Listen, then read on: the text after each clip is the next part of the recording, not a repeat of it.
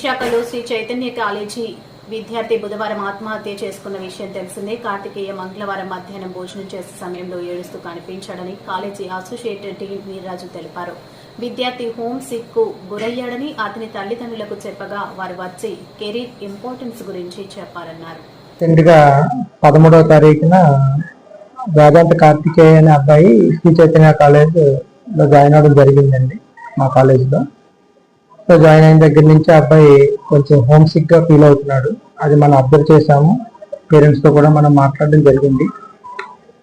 So నిన్న మధ్యాహ్నం కూడా భోజనం చేస్తున్నప్పుడు తను బాధపడడం జరిగింది. పేరెంట్స్ కూడా వచ్చారు, మనం పిలిచినప్పుడల్లా వచ్చారు, మోటివేట్ చేశారు, కెరియర్ గురించి ఇంపార్టెన్స్ చెప్పారు, జాగ్రత్తగా ఉండాలి నాన్న అని చెప్పారు. అన్ని విషయాలు పేరెంట్స్ అయినా మేమైనా సరే ఏదైనా ఆ పిల్లల యొక్క భవిష్యత్తు బాగుండాలనే ఒక ఆలోచనతోనే మనం మాట్లాడుతూ మాట్లాడాము.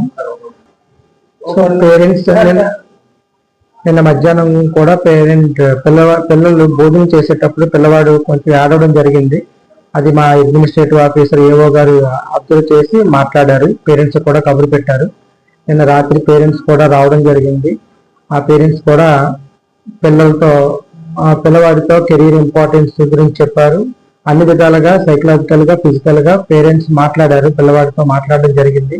సో మేము కూడా ఏంటంటే బాబు కొంచెం హోమ్సిక్ గా ఫీల్ అవుతున్నాడు, ఒక 2 days తీసుకెళ్ళండి అనే విషయాన్ని కూడా మనం మా యువ గారు ఆ పేరెంట్ కి చెప్పడం జరిగింది. సార్ ఉదయం టిఫిన్ చేశాడు, ఫ్రెండ్స్ తో టిఫిన్ చేశాడు, దగ్గర క్లాస్ లో కూర్చున్నాడు.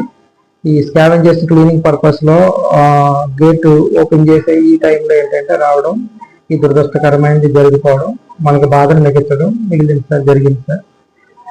ఇది మనం వివరించలేనిది, చెప్పలేనిది సార్, అందరికీ బాధే సార్.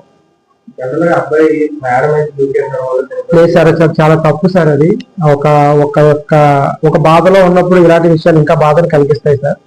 సో ఆ అబ్బాయి చక్కగా ఉదయం వచ్చాడు, టిఫిన్ చేశాడు, పిల్లలతో వాళ్ళ క్లాస్మేట్స్ తో ఉన్నాడు, చక్కగా క్లాస్ లోనే ఉన్నాడు.